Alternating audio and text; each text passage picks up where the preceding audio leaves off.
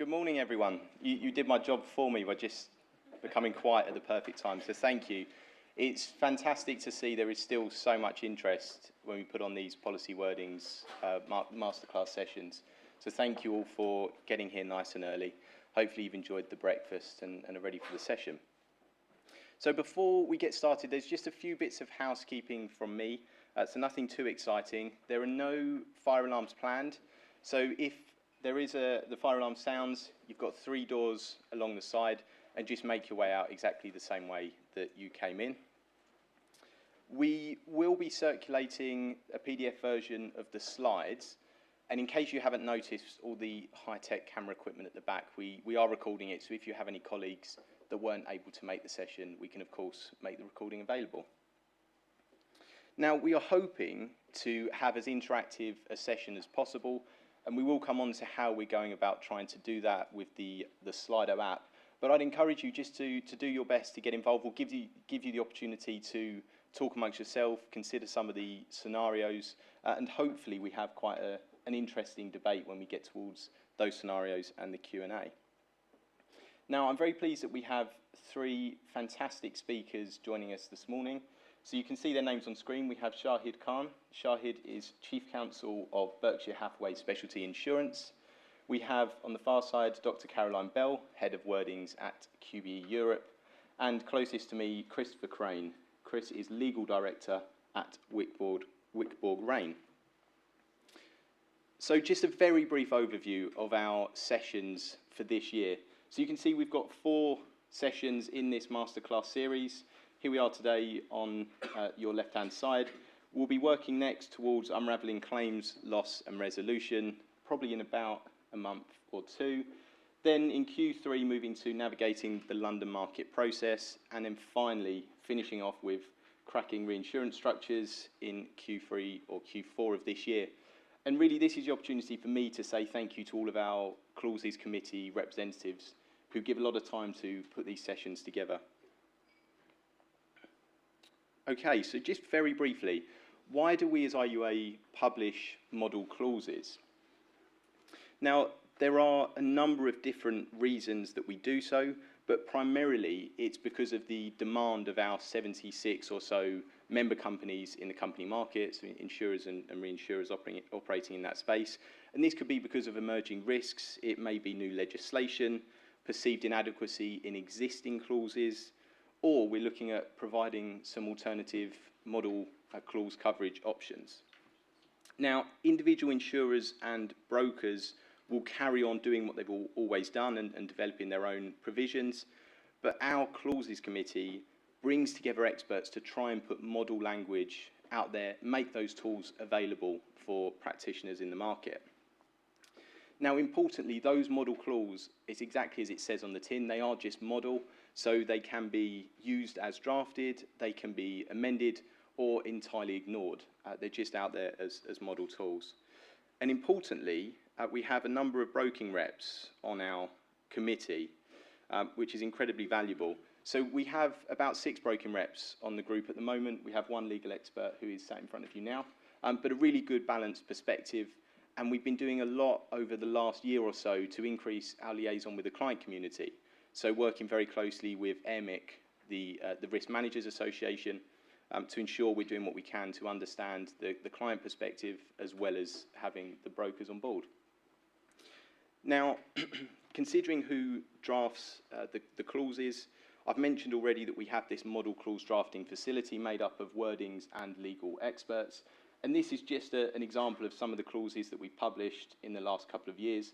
So most recently, a road traffic legislation exclusion, all sounds very exciting, territorial exclusion clause, a number of different classes of business that are represented all the way back to 2022 when we published the model financial interest clause. And they are all freely available and publicly accessible, so you just head to the IUA Clauses website. They're also on the Model Wordings Library if you need to get hold of any IUA clauses. And of course, the Model Wordings Library will also have LMA and a number of different market-led clauses. Okay, so turning to our agenda today, a number of technical aspects to the presentation, which I won't read out because they're in front of you. And then importantly, we have this practical application. So the opportunity to respond to some scenarios and get some discussion going. And then we'll try to leave about 15 minutes at the end for a bit of Q&A. Now, hopefully some of you have managed to do this already. If you haven't, please just grab your phones and just log into the Slido. That would be fantastic. If the QR code doesn't work, you can go straight to slido.com and use the code IUA24.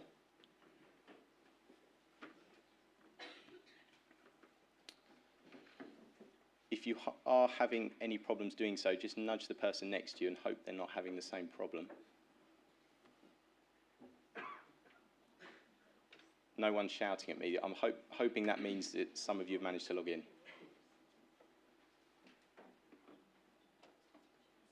Okay, I'll just move to the next slide. So just remember the code IUA24. If you need it, you can go to slido.com and use IUA24. So if you have managed to log in, the first test for you, quite a simple one. How often are you involved in the drafting of policy clauses and wordings? Strong start for never.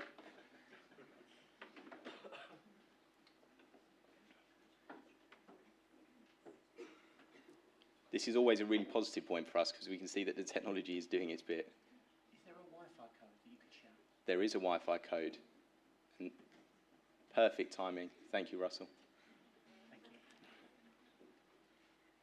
I realise now I should have done this first.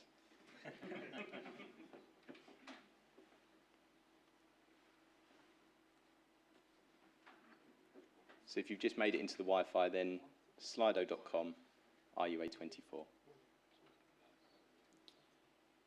If we just switch back, Russell. Okay. So broadly, we can see that, well, there's a very interesting mix of people who are never involved in the drafting process, and then a very good percentage that are actually involved in drafting most days. And that's exactly what we hope to see from this session, a real mix of individuals, underwriting claims and broking service providers in the room. So I think we'll leave that survey there.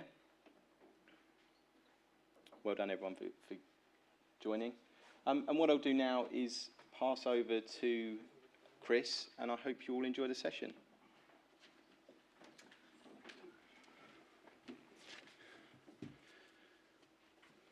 Well, thanks, Tom, and thank you all for joining us this morning.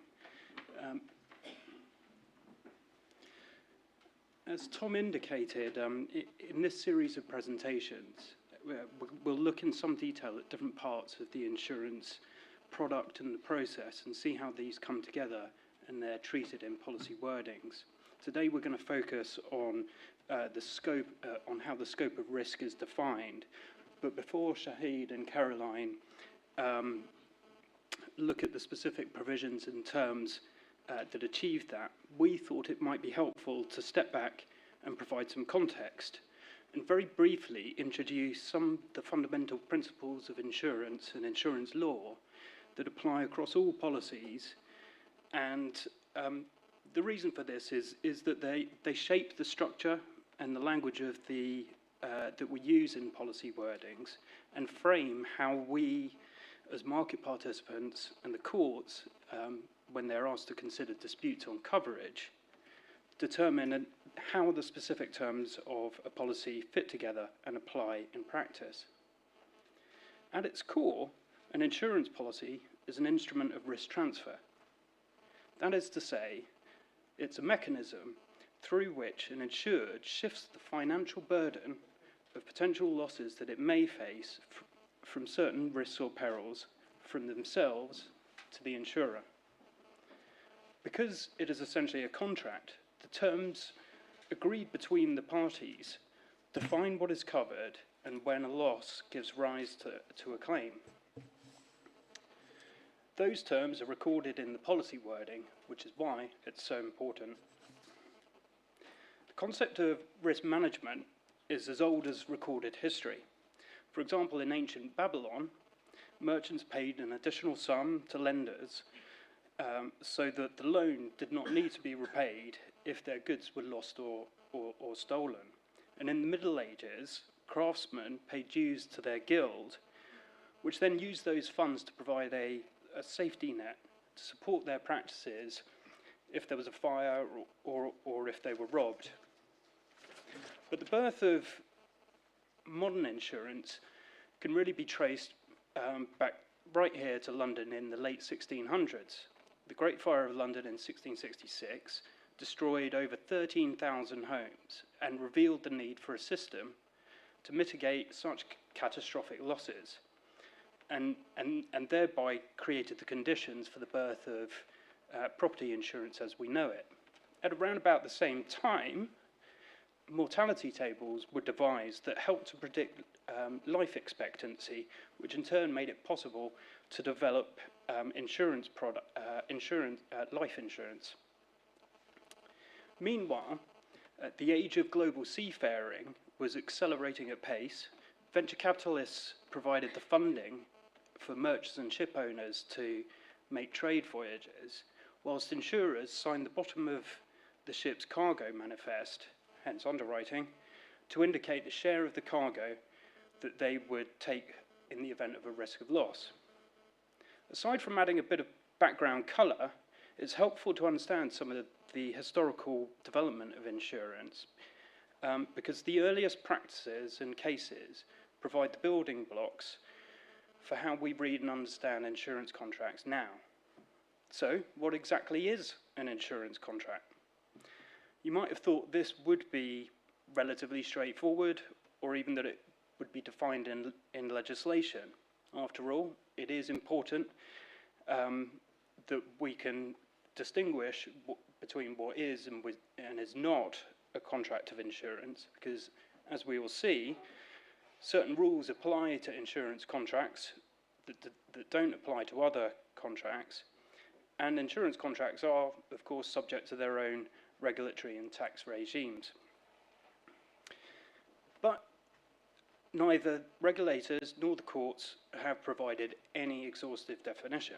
So we're left with the best guidance from Justice Channel in a case called Prudential Insurance and the Inland Revenue, who identified that insurance contracts bore a number of characteristics, and these include that there must be some consideration, which is usually, but not necessarily, in the form of payment of premium, in return for which there is some benefit, which is usually, but not necessarily, the payment of some money upon the happening of an event in the future. The event must be one that involves some degree of uncertainty, either whether it will happen or when it will happen, and the insurance must be against something. That's to say, the uncertain event must be adverse to the insured. We'll come back to this in a moment. So the essential terms of an insurance contract will generally include a definition of the risk covered, the duration of cover, the amount and mode of payment of premium, and the amount payable to the insurer in the event of a loss.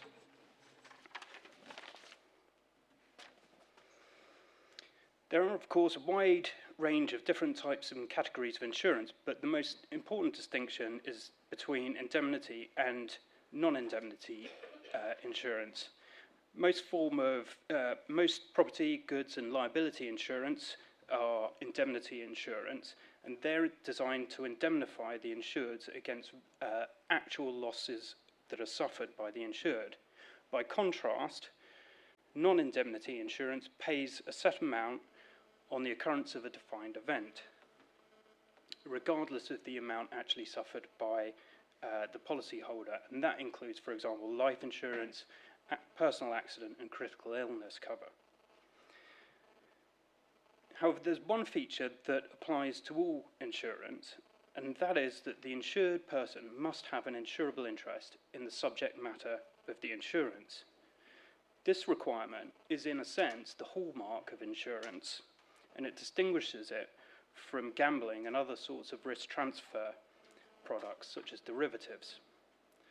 The law on insurable interest can be quite complex because there may be different requirements depending on what exactly is insured. But in very simple terms, it means that the insured must, on one hand, either stand to gain a benefit from the preservation of the subject matter, or suffer a disadvantage should it be lost.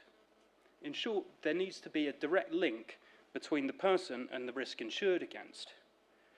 So historically, the insurable interest requirement was developed to prevent the contract from being a wager and to introduce protection against moral hazard.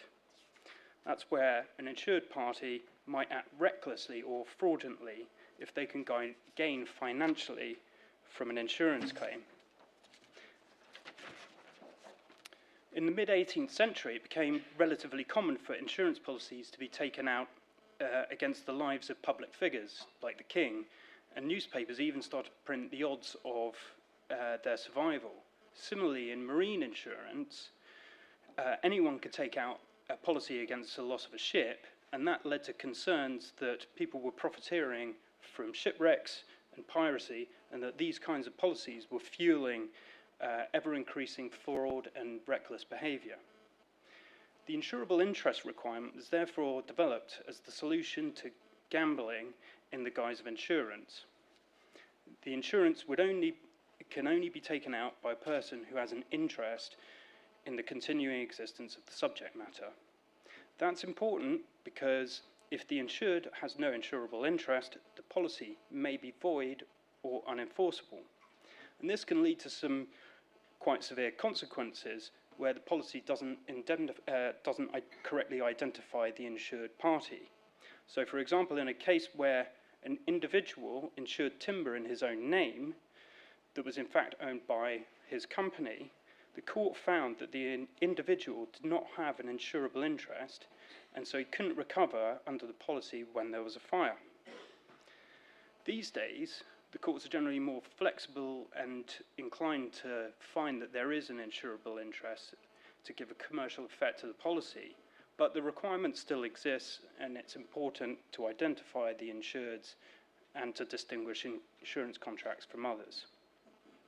Concept of insurable interest is very closely linked with the indemnity principle, which in some respects is really its mirror image. And that simply means that insureds can only recover what they have lost and no more. To make a successful claim, policyholders have to show that they have in fact suffered a loss. There are some important exceptions, so that you can fix the value of an insured assets in agreed value policies. Property policies can include reinstatement provisions on a new for old basis, and parametric insurance. The insured can recover an amount that can exceed its actual loss in the event that which meets certain specified triggers. But as a general rule, indemnity principle applies, so it's important to identify precisely what's covered in the policy.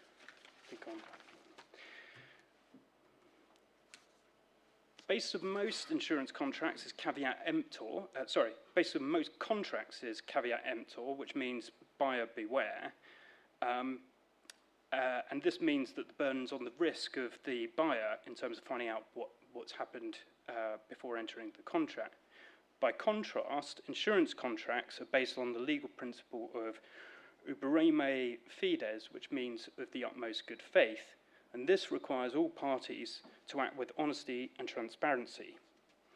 This is essential because of the high degree of trust required between the parties and difficulty verifying information. This became evident in the landmark case of Carter versus Boehm in 1766, where Carter was the governor of Fort Marlborough, which is in modern-day Indonesia, and he took out an insurance policy against the fort being taken by a foreign enemy. When Carter claimed under the policy after an attack by the French, it transpired that he was aware that the fort was built to resist attacks from natives but would be unable to repel European enemies, and he knew that the French were likely to attack.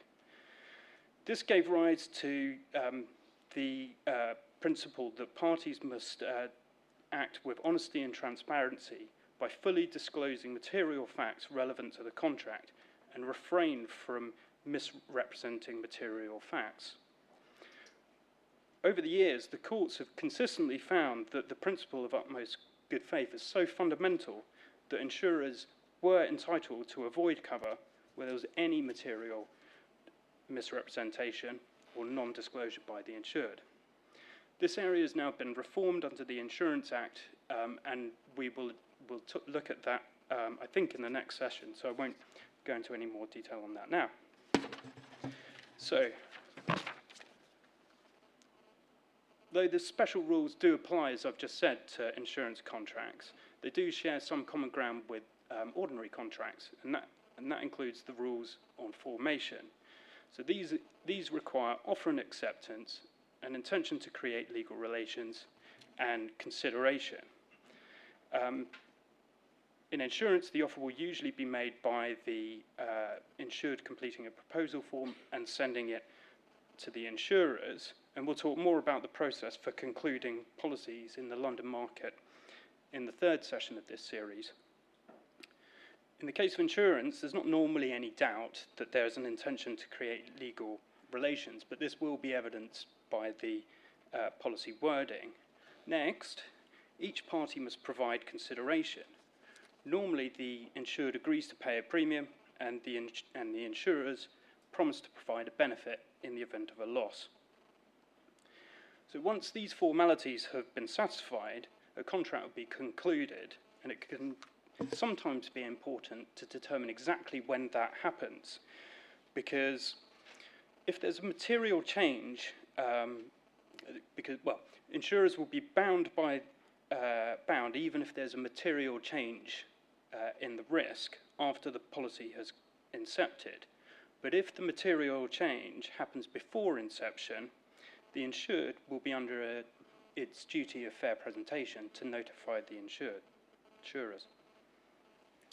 So there are no formal regulatory requirements in the UK to form an insurance contract, and it doesn't even need to be in writing, but it is important to be aware that there are certain formalities depending on what risk you're covering and in what jurisdiction. And just a final reminder that it's important to ensure that the terms accurately reflect the intention of the parties, because as a general rule, the courts are very reluctant to intervene to remedy any mistakes. There are some rare circumstances where the court can intervene, but there must be really very clear evidence that the document doesn't accurately reflect the true intention of the parties. So, with that final warning, I'm now going to hand over to Shahid, who's going to talk about the insuring clauses.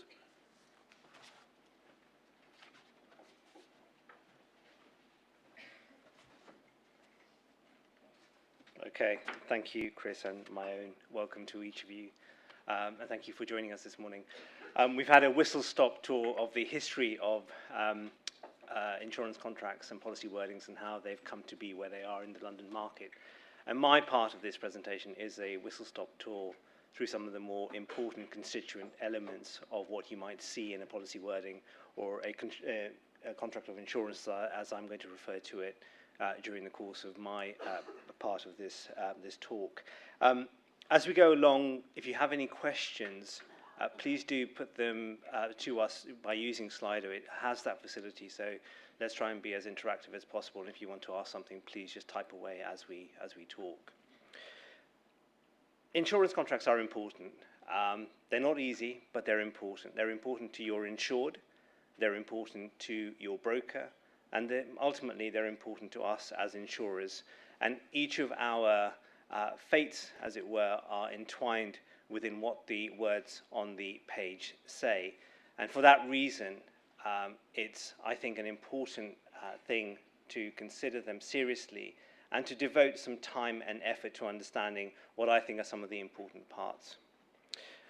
I'm going to be having a brief mention of insuring clauses, triggers, limits, exclusions, and causation. This is not a heavily legalized session as such. We want to try and bring out some more practical drafting points when you're looking at each of these topics. And I'd urge you, if you have any drafting questions in that regard, please do put them to us either during the conversation or at the end. Let's start at the beginning with the insuring clause, which to my mind is the most important part of any contract. Any insurance contract should have one, They exist for all lines of business, and they are fundamental to understanding the nature of what's being covered. That is the bargain. The insuring clause is the bargain for which the insured has paid. It sets out what is covered, it sets out who the parties are, and it should set out the trigger as well for payment or liability arising. They're not always called insuring clauses. They might be referred to as the indemnity clause or the operative clause, but those are the sorts of things to look out for. What is it that the clause is seeking to do, i.e. where is the cover within that clause, and that is indicative of it being an insuring clause. Sometimes insuring clauses are separated. They don't appear as one large clause at the beginning of the document. They might be then appearing consequentially and subsequently in the actual document itself. So have a look through the document when you first get it, or if you're drafting yourselves, try and keep them together. That's always what I say to everybody. Unless there is a specific reason for separating them. For example, if you have a modular policy, you'll have the separate modules with their own insuring clauses. Sometimes there are insuring clauses which are not necessarily related to the main cover being given. For example, in a liability policy, you might also have extra cover for legal expenses insurance. That's a separate insuring clause. So be mindful of those sorts of things when drafting or indeed when advising. What does an insuring clause look like? Well, here's one that should hopefully be familiar to those of you who certainly work in professional indemnity, but also in more widely in financial lines. And the reason why I picked this one out is because there's a lot going on here. You've got three different things. You've got the notification requirements, which are a claim being first made. You've got the indemnity there. You've got the trigger, which is the arising of a civil liability. And then you've got the causal connection, which that it's in connection with the conduct of any professional business. Now that's a fairly involved insuring clause. Not all of them will be like that, but those are the sorts of things that you need to look out for. Where's the trigger? Where's the indemnity? What is the indemnity? What's the causal connection? If you have deficiencies in any of those sorts of things, potentially you have a problem with your insuring clause.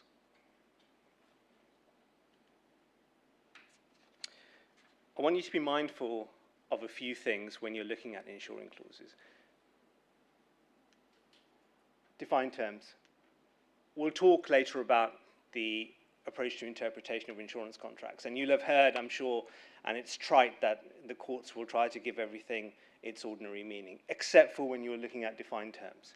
Defined terms act as a limitation within an insurance contract because they have been given a particular meaning, and nothing over and above that meaning should be applied to that term. So if we go back to this, that's intended to be a defined term. Cross-reference it against the definitions in the policy. There will be a separate section which sets out what the definitions are. Do you agree as an insurer or as insured or as broker that everybody understands those two have the same meaning? What does professional business mean? Is it wide enough in the circumstances? Right-backs often appear in exclusions, and I'm not particularly fond of this approach, but it's an approach that's with us and it's not going to go away. What happens is that in exclusions, which we'll talk about in a short while, you often have something which will say notwithstanding or except that, and then there'll be words to the effect that you're giving back, carving back cover, and that presents its own issues. That effectively is becoming an insuring clause. And now what are the parts associated with that? Does it expose the same limits of indemnity? Does it require the same trigger? Is there something else going on which you need to be aware of? So look out for those. Exclusions are the mirror to your insuring clauses. What the insuring clause gives, a series of exclusions could potentially take away. And if you take away nothing else from today's session, is to always remember that your exclusions will impact heavily on your insuring clause. If the insuring clause is your starting point, that's where you turn to next. The general interplay with the wording is an interesting one because we've seen in a recent string of cases that the courts have said, how has the wording been set out? And how will an insured actually approach it? What will they look at? will there be a schedule set out at the beginning? Then you'll have the main body of the wording, and then might there be some annexures? It's important to understand that each of those play a part in the factual matrix of what the parties were seeking to agree. So make sure that you look at your insured details on your schedule. Is the name correct? Are the details about locations, insured locations, correct? So it's not just the body of the main wording that's important here. The contract is formed by a series of documents.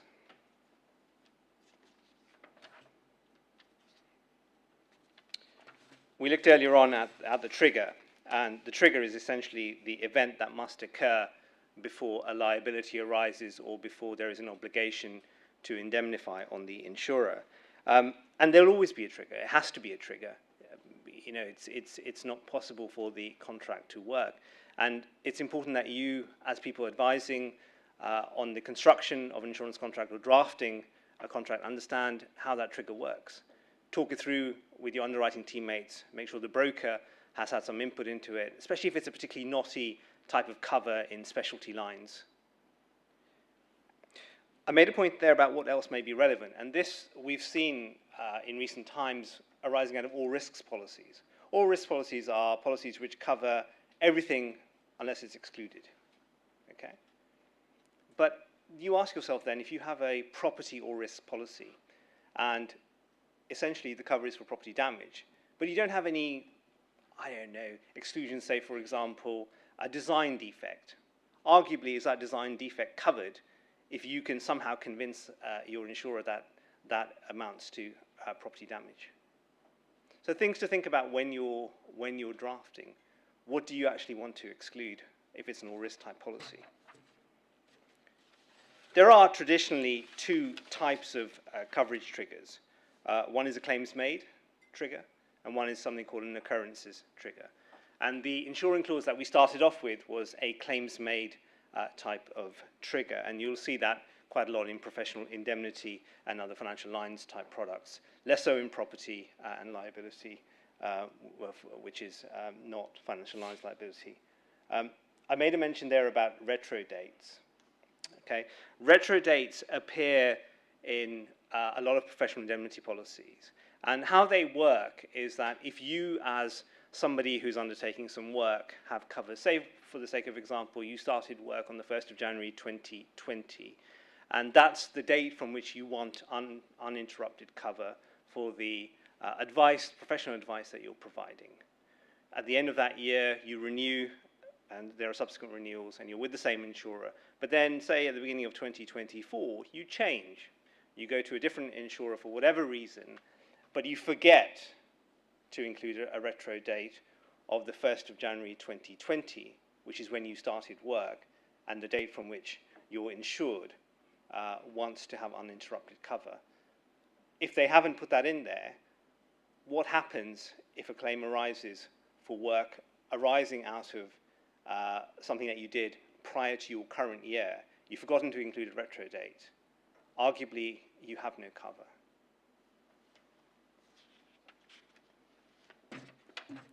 Claims occurring triggers are much more common.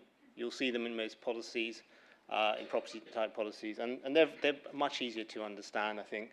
An example here is that company XYZ is insured with insurer A for the period 1st January 23 until 31st December of the same year. Company XYZ changes insurer with effect from 1st January 2024, and a claim comes in when the new insurer is on notice, is on cover, and that claim relates to something that happened in the prior policy year period. Because it's a claims occurring policy, that claim occurred in the previous year, then arguably insurer A, who is providing cover for that period, is the one who will pick up that claim.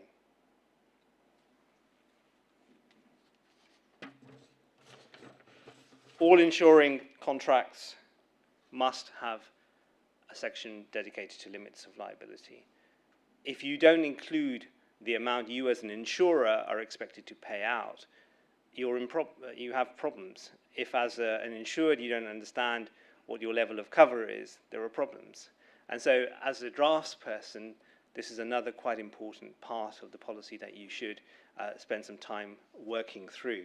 Now, there are two generally accepted ways in which limits are expressed. They're any one occurrence or any one occurrence in the aggregate. I'll talk about these briefly, but spend a bit more time on these. Any one occurrence is a very generous form of limit of indemnity provision, because what it means is that subject to what the limit is, you can have as many claims as you like in that policy year up to that level of indemnity. If you have it in the aggregate, you are then simply, every time you have a claim, you are extinguishing that aggregate. It's like a bucket of water, is how I always look at it. You know, in the first one, you're refilling every time you take something out of that bucket. In the aggregate, effectively, that water level dwindles until the policy limit is exhausted. Costs in addition, costs inclusive. We see this from time to time when we're talking with the claims teams. It's quite important to determine, especially where those types of claims where costs can be quite significant, to work out, does your limit of indemnity include costs, or are they in addition to the limit of indemnity? And a final word on sublimits and stacking of limits. Sometimes you will have a modular policy which might give you covers across the policy with separate limits. And an occurrence might actually arguably be covered under each of those separate covers. What that means is that you're exposed as an insurer to limits in respect of each of those separate sections, and you don't necessarily want that. So you want to have something called anti-stacking provisions or stacking of limits type of limitations in there. Deductibles and excesses. Again, there should be reference to one or both, and sometimes even separate terms that mean the same thing. And deductible and excess I've concentrated on because they're used most commonly and often used interchangeably, albeit I wanted to explain to some of those people here who are at the more junior end of their careers that they actually have two separate meanings. Okay? And the best way to do that is to just talk you through an example. Here's a claim for 1.1 million. Okay? In circumstances where the policyholder has an excess of 100,000, they will bear the first 100,000, and if the policy limit is $1 million, they'll be covered because they'll get the $1 million from their insurer, they'll provide the 100,000 excess, and their claim for 1.1 million is covered. Same set of circumstances, but they have a deductible of 100,000 from a policy limit of $1 million. The deductible is actually something that's deducted from the policy limit. So their payout is only going to be 900,000 pursuant to the terms of their policy. So they potentially have a gap in cover. Now, exclusions are the mirror to your insuring clause, your cover. And every time there's a dispute, it'll almost always turn on what an exclusion said in respect of a policy and how its interplay with the insuring cover works. Now, specifically in relation to insurance policy exclusions, the true effect of any exclusion has to be judged by what the coverage clause, the insuring clause, actually said. And most famously, a judge said that the exclusion must not be repugnant. He didn't go on to say what he meant by repugnant, but it's essentially it cannot be a significant affront. It cannot be something that was just wholly unexpected. You can't have an exclusion. For example, if you're covering something and everyone's of the view that it's a property cover, and then you have an exclusion which seeks to exclude that property cover, it makes no sense. But exclusions are important because they set out the specific parameters within which the insuring clause works. The insuring clause has set out the cover in respect of a specific risk, a specific asset. This will essentially qualify that cover. And the types of wording to look out for is this policy section does not cover any damage. The no indemnity underwriters shall not cover. And exclusions can be broad. They'll say directly or indirectly words to that effect, or they can be limited. And it's up to us as draftspeople to determine what is it that the underwriters want to achieve, what is it that the insured is expecting. And don't go wider than necessary because you think you're being cute or clever, because it's bad practice try to be as definitive as possible in your exclusions. It's a matter of good practice, and it looks better, I think, on you as an insurer, certainly, in as far as your insured is concerned. I had an example here of a very odd exclusion clause. This policy excludes any loss, damage, liability, or expense caused directly or indirectly by or arising out of any damage caused by. So you've got an exclusion for damage, which is then subject to any further damage. I don't think anybody intended for the secondary damage to be covered here. The intention was that the original damage would be covered. So it's just loose drafting like that sometimes, which can cause slip-ups. Write-backs are often found within exclusions, and they are essentially provisions of cover within an exclusion. Try and avoid write-backs. If you have write-backs, try and understand what they're achieving. What's the exposure to you as an insurer if you've given a write-back? Are you opening up full limits? And the burden of proof for an exclusion is always, or ordinarily I should say, on an insurer to say that an exclusion bites. If an insured is relying on a write-back, a form of cover, it goes back to them. And we've got a little graphic here to show you. You start off, your starting position is always that the burden of proof in circumstances of a claim is on the insured to prove to the insurer that its claim falls within the insuring clause, there is cover, and is not affected by an exclusion. It goes to the insurer, but the insurer argues there is an exclusion here, Mr. Insured, and the burden of proof is then on them to show that the exclusion applies. When there's a write-back, it goes back to the insured.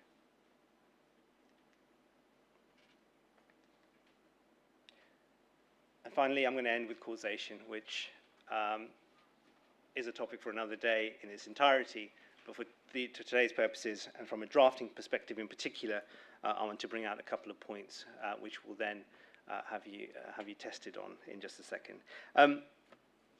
The point with causation is that it is central to working out how the trigger in an insurance contract works. And it will say, words like caused by, suffered by, resulting from, arising out of. That's what you need to look out for, where your causative connection is between the event which triggers and the actual damage which results. And there are two rules, I think, to remember, especially where you are drafting, for example, a property policy where often you have a number of different causes which can arise, for example, a fire, a flood, and they're combined together to cause damage, to cause business interruption to an insured. What happens in those circumstances? If there's an exclusion for one, does it override everything? And what happens if you're silent? Well, hopefully there are two cases to remember here. And the first case relates to this, and where you have two or more proximate causes, and one is covered and another is excluded, the exclusion usually prevents recovery. And that is from a case known as Wayne-Tank, and often colloquially referred to as the Wayne-Tank principle. Conversely, if one cause is covered and the other is neither covered nor excluded, there will be cover. And that is from a case called the Miss JJ. And those two cases, for those of you that are interested, are worth reading and understanding the facts behind. But from a drafting perspective, essentially what it's saying is that provided you have some well thought out exclusions and a fortuity occurs, and one of those exclusions might bite, you're okay. As an insurer, you're safe. As an insured, if you're looking at that and you're seeing a list of exclusions which seem wholly irrelevant in parts to what you're paying for, you might want to challenge. So careful drafting is required just to make sure that you don't go over and above what it is that your insured expects, but make sure that you understand the cover that you are giving and the related exclusions which will help to limit that cover. Here's the test.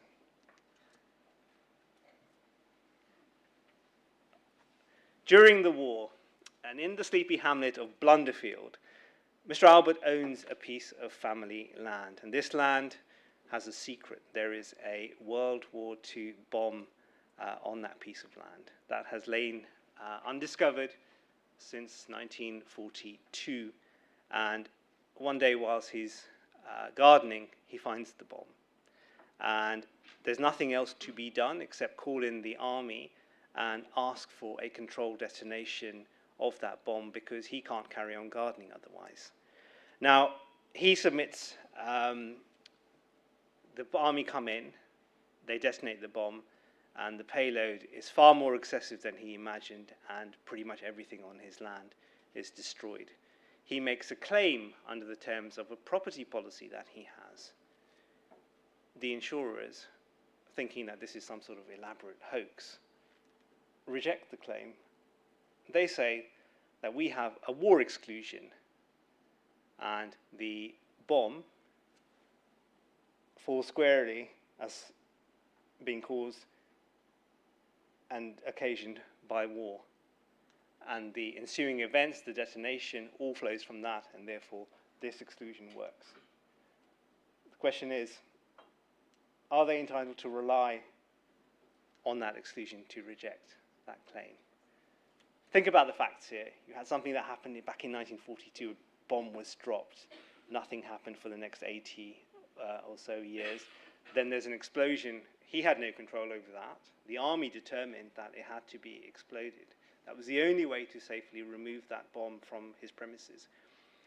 He didn't know what the payload was. It was significant. It destroyed pretty much everything on his property. Feels like he should be entitled to rely on his policy. Feels like that exclusion is a bit odd in the circumstances. What do you think?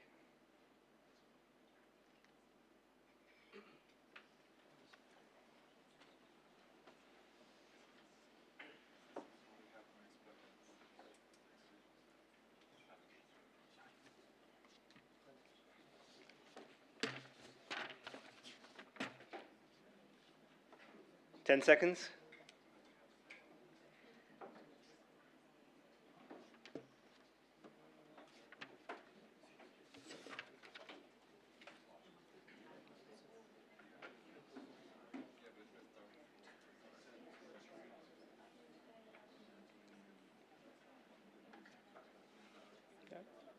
Okay. All right. Well, can the insurer rely? Definitely. Maybe, depends, or can they not rely? You know, your unguided gut feeling, what is it?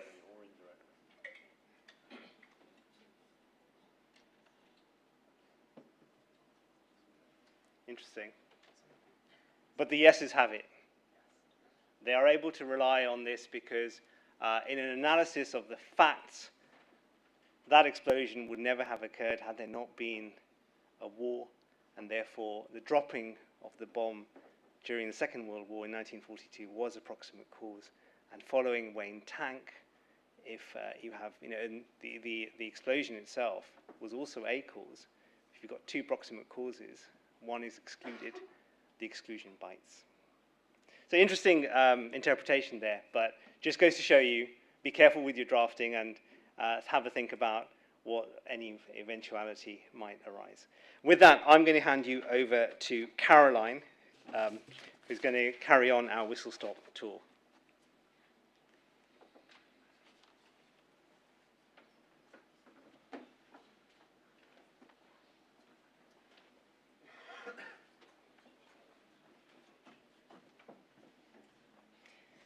Great.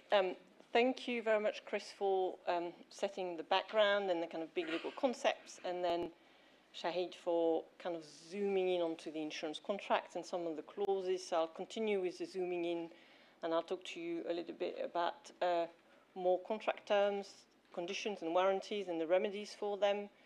And then we'll zoom out again to talk about policy construction to kind of bring it all together.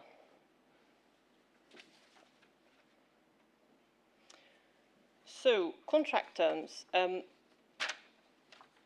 These are kind of the key part of the policy. The insuring clause is absolutely fundamental for scoping, the scope of cover, the indemnity, the duty to indemnify. Then you have the exclusions that are like the mirror image, as Shahid was saying. But then we move on to kind of the rest of the policy wording. So You have different types of conditions. You have what's called the bare conditions or conditions. They're a term where requiring the insured usually to do or not do something. And if there is a breach, the only remedy for insurers is to seek damages, which usually is very hard for the insurer to establish. A classic example of a bare condition is if you have a claims notification clause that is not a condition precedent. The suspensive conditions, it's exactly as it says on the tin, they suspend cover. So whilst there is a breach, the insurer is off risk, but when the breach is remedied, the insurer is back on risk. And they were kind of developed as tools by the courts before the Insurance Act to soften the effect of warranties, which I'm going to come on to in a minute. And one thing to bear in mind as well, if there are lawyers in the room, is in insurance contracts, these terms, the importance of these terms and their effect is opposite to what they are in a normal commercial contract. So in a normal commercial contract, conditions are key and more important, and warranties are less important. And in insurance, it tends to be the reverse. Except for conditions, if you're talking about conditions precedent, then these are absolutely key as well. Now, you have two types of conditions precedent. You have the condition precedent to cover or contract, and these are requirements on the insured to do or not do something. If there is a breach, there is no contract of insurance. So, for instance, I'll give you an example. They're sometimes called condition precedents to enforceability because the contract is not enforceable. But really, from a legal perspective, the contract never comes into being if the condition was a kind of a requirement for the contract to incept it.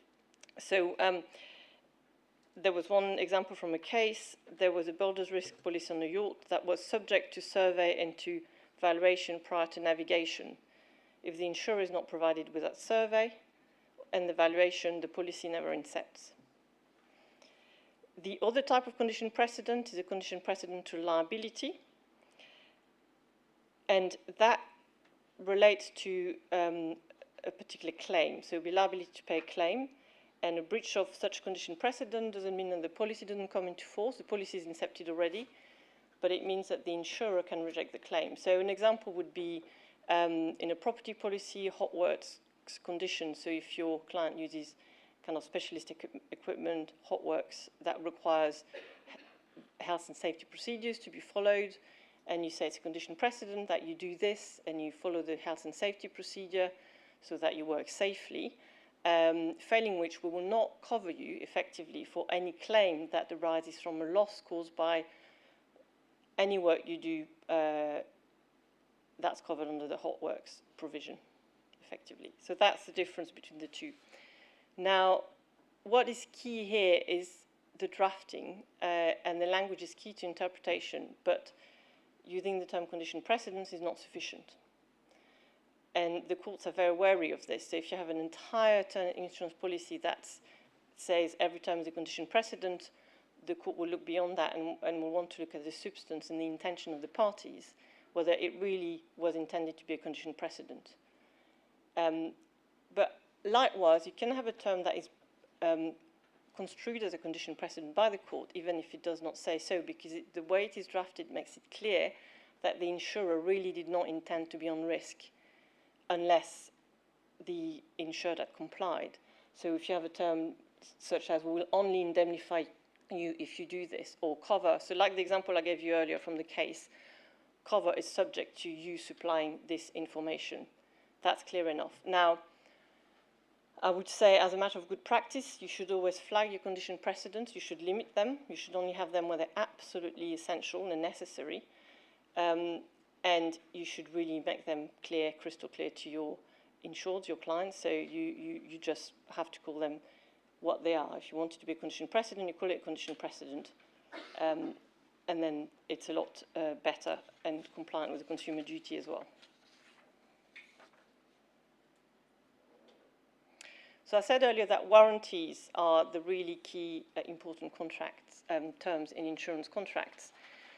And it's really because they're meant to be terms that they go to the heart of the risk. Sometimes they're called promissory warranties. That's an old-fashioned term used in the Marine Insurance Act. And it's really because it's a promise or an undertaking by the insured that they will not do something so that the risk you've underwritten as an insurer remains the same. So you're not increasing the risk or you're not being reckless with the risk. So, for example, you could have a warranty that if you run a factory that you will have fire alarms in good working order, or that you will maintain your machinery, especially the dangerous machinery, or that you will have it inspected on a regular basis, or that you will comply with all the health and safety requirements, and so on. The thing with warranties as well is, again, like condition precedent, it's a matter of law and fact and not label. So you can call everything a warranty if you want. It's just not going to work. The court will look at the essence of the clause and its intention. Helpfully, there is a legal test for warranties that was set out in a case called HIH, where the warranty in question was that a film producer or production company would produce 6 episodes in a series, and it stopped. It didn't produce the 6. I can't remember how many they did. And the insurers tried to reject the claim on the basis that it was a breach of warranty. And the court then set alternate tests to decide whether it's a warranty. The first one is, does it go to the root of the contract, the root of the risks you're undertaking? Is it descriptive of the risk, or does it bear materially on the risk, which is another way of looking at it? And the third one is, would damages be an inadequate or unsatisfactory remedy for a breach for insurers? And that last one is less relevant now because there has been a change of law under the Insurance Act, which I'll come on to in a minute. But the reason that was relevant then is because the remedy for breach of warranties for insurers was draconian. If there was a breach, even if it was minor, even if it had no causal link to the loss, the insurers were automatically off risk. So you can see that the courts were quite reluctant to find that a term was a warranty unless it clearly was, because otherwise sometimes the outcome could be seen as unfair or unjustifiably strict for the insured. Because if they've purchased a policy to have protection and there is a minor breach of a term, they would lose that cover automatically. So to give an example, it's the unpronounceable Norwegian case. So I'll just say Vesta and Berkshire. It's actually a reinsurance case, and the key issue was whether a term of warranty in the primary contract governed by Norwegian law was incorporated into the reinsurance. But part of that consideration, the court had to ask itself, what is the impact of that warranty and that term under English law and under Norwegian law? Now, this was a salmon fish farm in Norway, and it had suffered very significant losses due to a storm. There was a warranty that a watchman would keep watch over the site for 24 hours a day, so all the time. Now, the watchman wasn't there when the storm happened. There was nothing he could have done. It would just watch the salmon die, effectively. He's not going to stop the storm. But at the time the storm took place, the watchman was not there. This was a breach of warranty. Now, the court was clear then, in 1987, that under English law, that meant there was no cover, not a penny payable for the losses to the fish farm. So that's what I mean about draconian remedies. So you could have situations where you'd make a claim for loss caused by flood, and you're in breach of the warranty that your fire alarm is in good working order. Obviously, your fire alarm is not going to have anything to do with the flood. And again, that entitled insurers to not pay the claim. And it was automatic as well. They didn't have to make an election. And at the time, there was a lot of case law around, is it or is it not a warranty? Because you can see why the courts were careful. But also a lot of case law around, have the insurers waived their right to rely on the warranty? Because sometimes insurers will engage in correspondence with the claimant, and if they didn't at the outset say, we don't think we're on risk because of a breach, then you're kind of implying maybe that you will pay and potentially hence a waiver argument. But now we've done away with all of that since the law's changed under the Insurance Act. So the first thing I should say is basis of contract clauses have been abolished. This was in my previous slide. A basis of contract clause was a little trick that was used to turn all the representations made by the insured as part of the presentation, as part of the obtaining the quote for the risk, into warranties. And it was done by simple statements such as the proposer, so the future insured, warrants that the above statements are true and that they shall form the basis of the contract. So that phrase, the basis of the contract. And you had it in proposal form, and it said, everything you say in here is forms the basis of the contract. And there was some case law that said, all case law that said, it means everything the insured has disclosed, you know, about, it could be questions about how they run their business, their health and safety system, how they recruit people, all of that becomes a warranty. And obviously that was quite extreme, so the first thing the Insurance Act does is to get rid of basis of contract clauses. Now there's a very interesting recent case, the last few weeks or so, where the court actually found that a clause was a basis of contract clause, and it is, bear with me, I just need to find my notes. I think it's Scotch beef, yeah, Scott beef and DNS storage, 2024. If you Google it, I can send you the details. It's very interesting because that clause, to me, doesn't quite feel like a basis of contract clause, but it was found, the court found that it was a basis of contract clause. The new law effectively turns warranties into suspensive conditions. The way it's written is, I think you need to read it a couple of times to really understand, but basically what it says is an insurer has no liability under a contract of insurance in respect of any loss after a warranty has been breached, but before it has been remedied. Meaning that when there is a remedy, so if your fire alarm is broken, once you fixed it, the insurers are back on risk. Again, the Vesta and Berkshire example, the watchman goes away, has a cup of coffee, a break, the insurers are off risk, he comes back, they're back on risk. It's like a switching an on-off button. Now, this is fairly relatively straightforward. So the first question is you have to identify if it's a warranty, and if it is, then this applies. There is a slightly more complex clause or section in the Insurance Act, and this applies to any type of terms. It would also apply to conditions precedent as well, not just warranties. And do you remember I was talking about the causal link before? It is kind of trying to establish a causal link between the loss and the breach. And it says that if there's a term that intends to reduce the risk of loss of a particular kind at a particular location or at a particular time, so it's one or the other, they're not cumulative, then the insurer cannot reject the claim if the insured shows that the breach would not have increased the risk of loss. So again, your fire alarm is here to prevent loss of a particular kind, fire. So if the loss is caused by flood, that means the insurer can't rely now on the kind of the breach of the term to reject a claim for flood.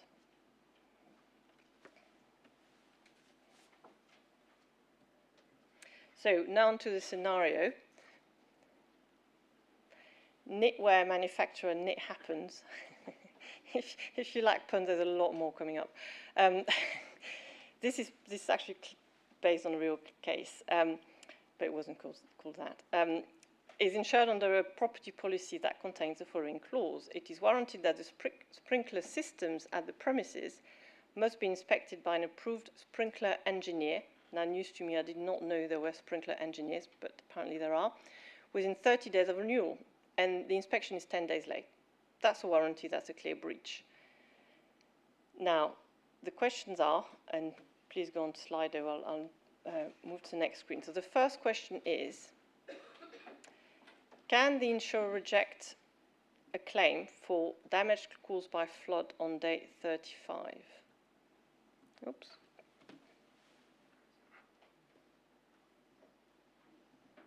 I don't seem to be able to. Yeah, I'm trying to.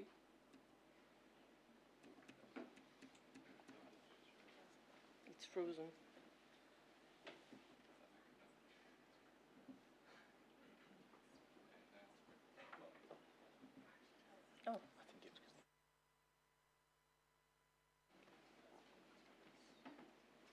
So please have a go.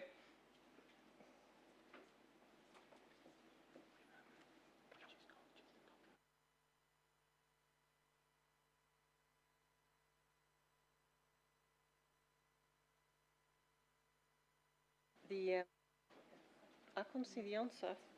It's coming up. So when you click again, in a much It will. Oh, okay.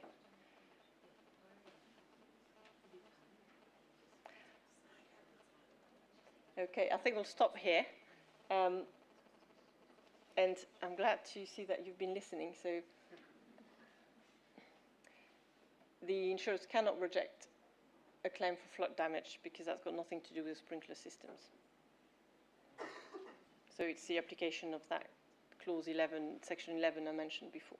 So next, we need to move on swiftly to the next question. Can they reject a claim for fire damage on day 35?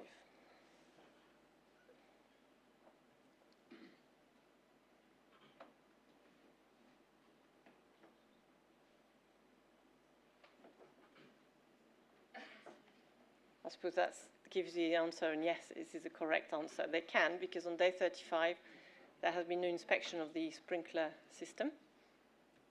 Now, the next one is, how about a claim for fire damage on day 41, where the inspector confirms the system is in good working order,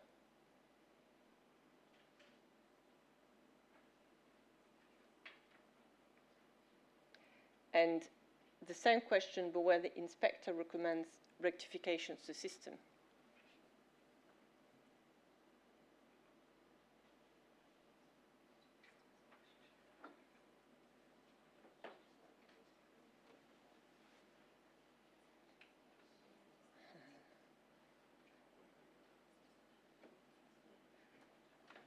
I'm just conscious of time, so I'll stop here, but it is correct that the insurers cannot reject either of those claims, because actually the warranty was not about the outcome of the inspection, it was about the inspection taking place. And that's another drafting tip. Be really careful what the intention is when you draft, because if the intention is to have a sprinkler system in good working order, just say that, or in fact, in the real example here, it said inspection within 30 days and any rectifications within 14 days afterwards. But I wanted to keep this simple, so it's just one thing to flag and remember. I next had, I was saying, I'm going to go back to policy construction. I've run out of time, so I'll go through this very, very quickly. But this is a quote from the FCA test case. It really is what you need to remember, is a core principle is that an insurance policy, like any other contract, must be interpreted objectively. Now that is key. It is not what's in the underwriter's mind or what's in the insured's mind. It's actually what's on the paper. Hence, the whole point of today is, if you write it carefully, it will be fine. By asking what a reasonable person with all the background knowledge which would reasonably have been available to the parties when they entered into the contract would have understood the language of the contract to mean. So again, it's before the contract, so before inception of the contract of insurance. And reasonable reader also includes the layout as well. And the next couple of slides, I'm not going to go through all of these points because of time, but you will have them available. It's just a useful list of cases. But on this, all I would say, broadly speaking, is that usually the courts, as we've said before, they're reluctant to interfere and they're reluctant to read into a contract what's not clearly in there. And they're really aim to construe a policy wording in a way that makes commercial sense. They will look at the contract as a whole. So what I was saying before is when you look at condition precedents, they will see if there are other condition precedents and if they also look like similarly important terms, for instance. So they're not just going to look at the clause you put in front of them. They'll bear in mind the purpose of the contract as well. And they will try and reach a reasonable outcome. However, really ideally, you don't want to be there. You want to have contract terms that are clear. You can never completely avoid ambiguity, but try and do your best to not get in the situation where any of this applies. And finally, the last slide is about words, which we've already mentioned. They'll be given the ordinary meaning, but if they're defined, they're given the defined meaning. I'm staggered at the number of people I've come across in my career who will look in the insuring clause and don't check the definitions, to loop back to what Shahid was saying. All parts of the markets, insured, insurers, brokers. Ambiguous words are construed contra pro forentum, which is Latin to say if you've drafted it, it will be construed against you. If you've drafted the exclusion, the courts will, and it's ambiguous, only if it's ambiguous, the courts will narrow it or will give it the interpretation you don't want to have because you've drafted it. So again, that's why it's very important to make sure we draft policy wordings very carefully. And I will now hand over to Chris for our final scenario. Thanks,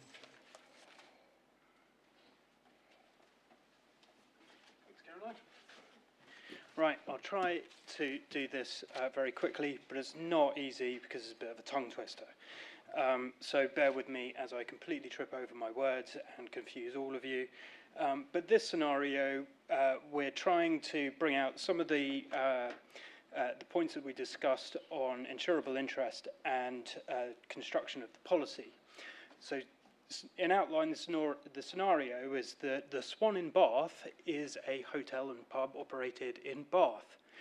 There are two aspects to it. The freehold of the hotel is owned by a company called the Swan on Bath Limited, and the business, the actual business of running the pub, is operated by the Swan in Bath Limited. They're separate companies, but they are under common ownership and run together. A property and business interruption policy is taken out, and that names the insured as the Swan on Bath Limited, trading as the Swan in Bath. So, over the years, SIB, the business, the Swan in Bath Limited, submitted various claims to the insurer, minor sort of employer's liability claims, that sort of thing, slip and trip claims. These were all accepted. But the big one comes in, and the hotel is destroyed by a flood, swans and ducks everywhere, causing chaos. So claims made under the policy for losses, property damage losses, which of course are incurred by the freeholder, the Swan on Bath, and loss of business whilst the hotel was closed for reconstruction, and they are losses that were incurred by the Swan in Bath Limited. I think that's it. So, the question is, are the insurers liable to pay for one of four? We've got four options, which are the different combinations. The property damage losses incurred by the freeholder, SOB, the business interruption losses incurred by the business, SIB, both or neither.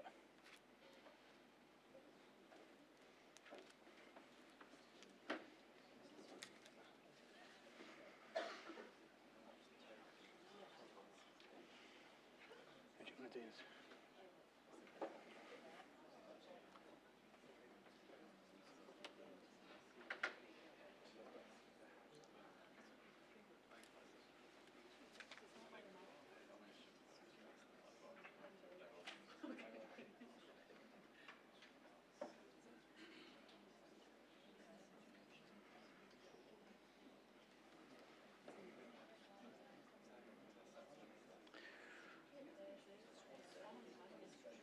Right, should we go for it?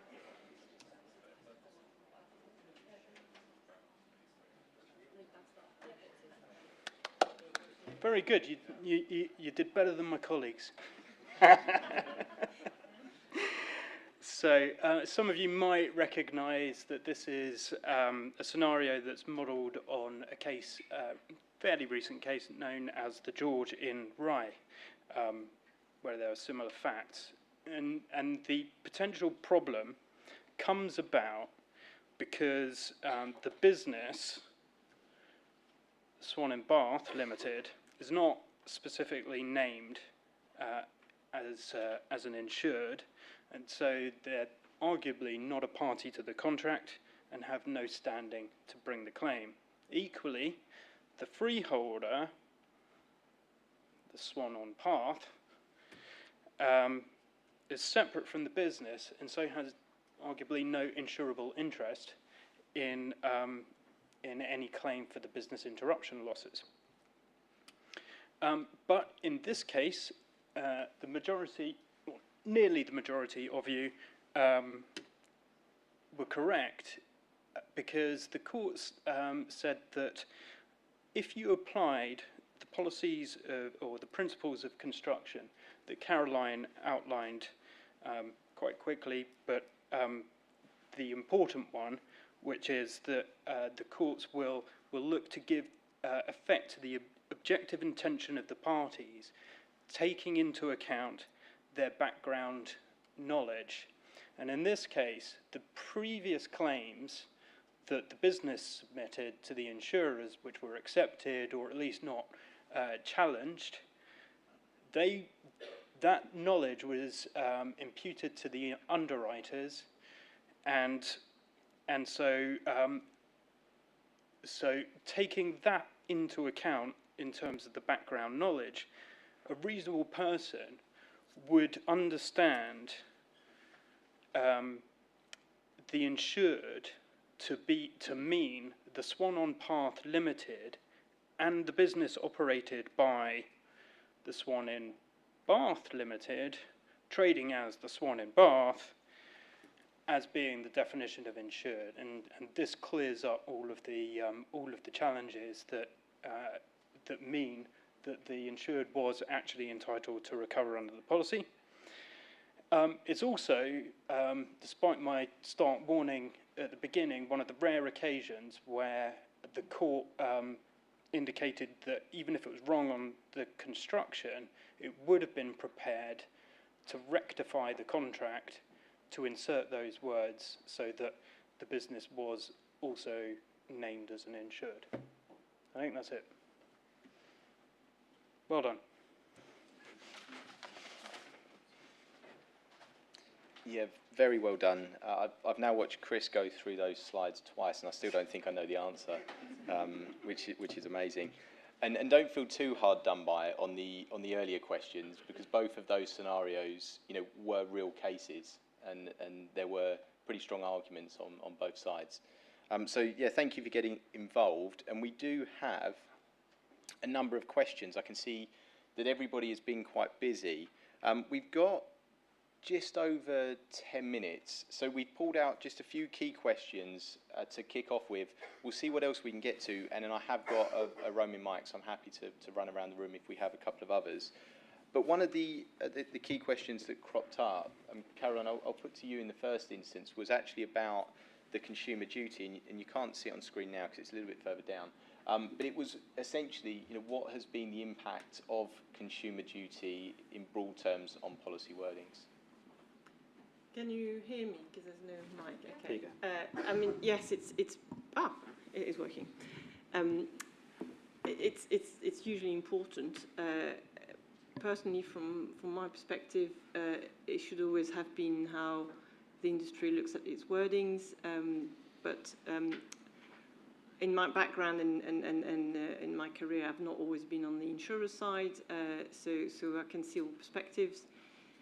The way we've implemented it so far, and without giving too much confidential information away, is really it's a holistic duty, looking at it as a whole. So it's not just the policy wordings; it's the distribution, and it's all the documentation around the policy wordings. But as far as wordings are concerned, which is where I come in, we've aimed to clarify the terms, I was talking about conditions precedent. We have them, if we have a condition precedent, it's in capital letters in the heading of the term. So we have one, hot works was a case in point, it's hot works. If it is, it's not in all of our wordings. And if it wanted to be a condition precedent, it's actually in capital letters.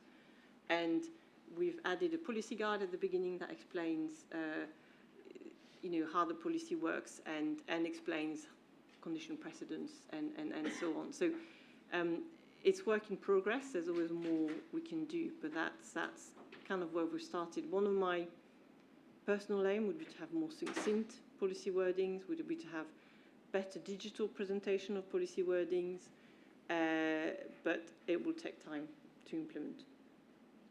Thank you very much, Caroline. So a question, I think, for you, Chris, that you might enjoy about strict notification requirements? So I think my answer to this would be to say that as in the case that we just talked about, the court will generally look to give effect to the objective intention of the parties as they're recorded in the contract. So to the extent that notifications have strict requirements for compliance, the court will generally give effect to those provisions unless they are an unfair term. But more often than not, the courts will recognise that the parties have agreed strict notification requirements for good reasons, partly to give the insurers, or often to give the insurers an opportunity to provide some input in terms of how losses should be dealt with, implement, advice, implement actions to mitigate, and so on. So I think, generally speaking, the courts will give effect to them. Thank you very much, Chris. So, Shahid, a question for you that relates directly to your section, just regarding writebacks, and obviously there are some quite complex policies out there, perhaps necessarily so. So, would you like to comment on this one? Yeah, I mean, a policy with a number of writebacks is probably one to be redrafted, because those writebacks essentially are intended to give some form of cover. So the question then follows that if that is the case, why can't you have them as part of a separate insuring clause or included within the insuring clauses that already exist? I don't think that that's beyond the will of most people here, certainly, and indeed most of our underwriting teammates, we just sit down, we talk it through with them and say, look, there isn't a right back here. Do you understand what the intent is? Why don't we draft a separate insuring clause? We've already got other insuring clauses in our policy. Let's just use the same language, the same defined terms, but be careful about what limits we're applying and what other conditions we might be applying. And that's normally the better way to proceed. I accept certain circumstances it may not be possible. You may not want to amend a wording that's come in from somebody externally, but if you have some control, take them out of your exclusions and put them into separate insuring clauses if you can. Just to add to that, in some jurisdictions, I know in Australia, for instance, they really don't like or even don't allow writebacks, or that, yes, there are some things about, they have some quite strict rules about exclusions and what they can and cannot do. And Caroline, actually, the question on screen perhaps alludes to that particular issue. So around our IUA Clauses Committee table, we've spent a fair bit of time talking about an interesting case in France, which is AIG and Lafarge. And that deals specifically with the requirements that form an exclusion in France. And there are some very specific requirements if you are going to be using an exclusion.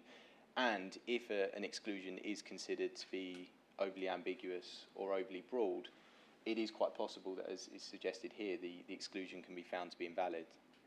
I don't know if you would want to add to that, Shahid or Caroline?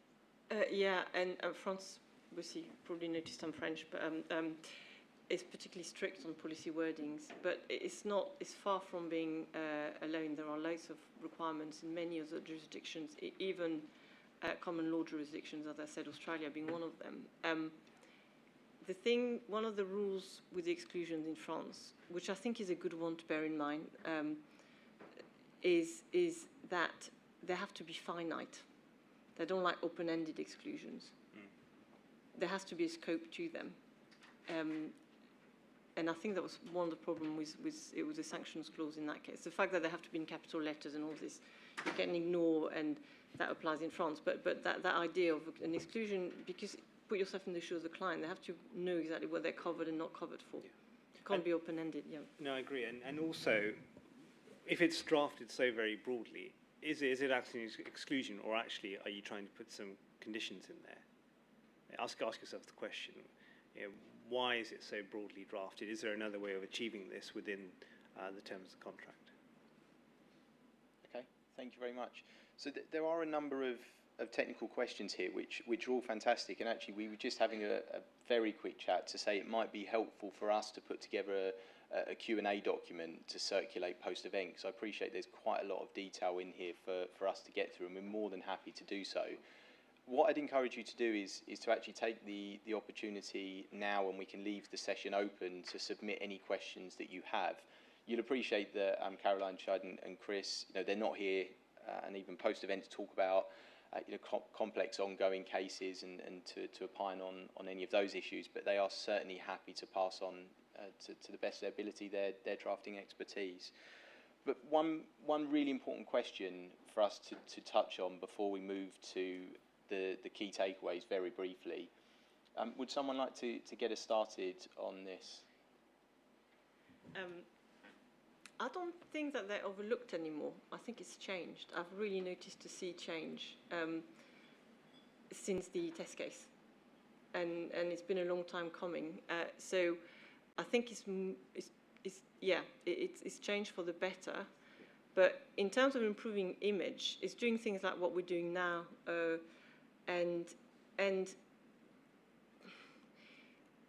when I work, in house and whether I work for brokers or underwriters, I've always tried to make sure that they know we're approachable and we help. We're here to help. So we're not here to criticize what they're doing or put red lines all over what they're doing, because they're trying to do their business. So we're here, we're enablers, and I think that for me that's the key, is to make that clear. Is we're enablers. We're not here to stop you doing business. We're here to make sure you don't lose money making that business because of avoidable mistakes. I think I would have said two things: profile and education. And you've touched on profile, that is increasing your own profile, but also attending these types of events and then publicising them more widely within your organisations. But the education part of it, I think, is also important. And that's educating not just yourselves. That means keeping an eye on what case developments arise which might impact. For example, there have been a number of recent cases that deal with proximate cause. Now, proximate cause is a big deal for us as people who are drafting clauses.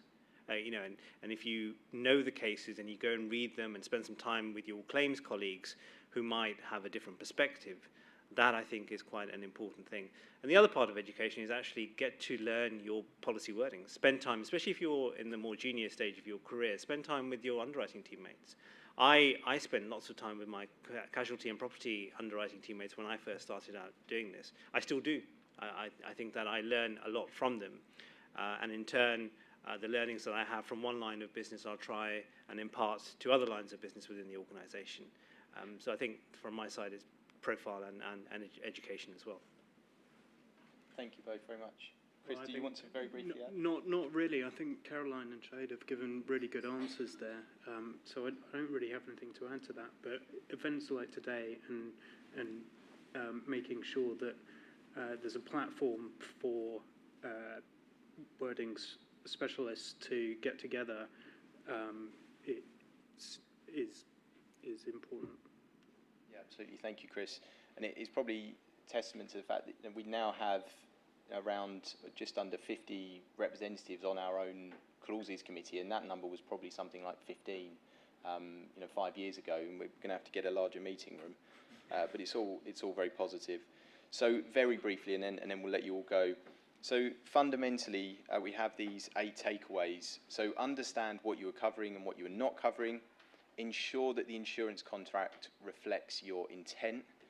A key one, keeping a record of your negotiations throughout the process, and remembering that ultimately what will matter is what is on the page that everybody will be considering. Consider the insurance contract as a whole.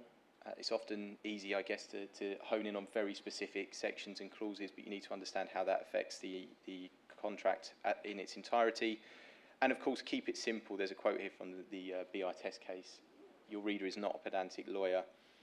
And, like most things, if you identify an error, address it as quickly as possible. And what we've already alluded to here, a fantastic takeaway, which is don't work in isolation and include others in the process. So a very quick thank you now from me. We will circulate the slides, as I mentioned, and a recording of the session, which hopefully you'll find helpful. The email that my colleague Deborah Finch, our events manager, will send around will include some information about CPD if you're collecting your points. Of course, this is session 1 of 4. We'll be sending details for session 2 if you would like to come along again, probably in the next couple of weeks. So look out for those, and you can always just contact me if you want to be on our events list or to hear anything more about our clauses committee and to get involved. As I said, I will send round, with the support of our speakers, a Q&A doc that deals with some good questions. There was a great one there about deductible and excess and the fact that there's probably a little bit more to be said on that subject. Thank you all very much for coming. We really appreciate your attendance. Hope you found it valuable. And just a final thanks to our 3 speakers for doing a fantastic job. Thank you all very much.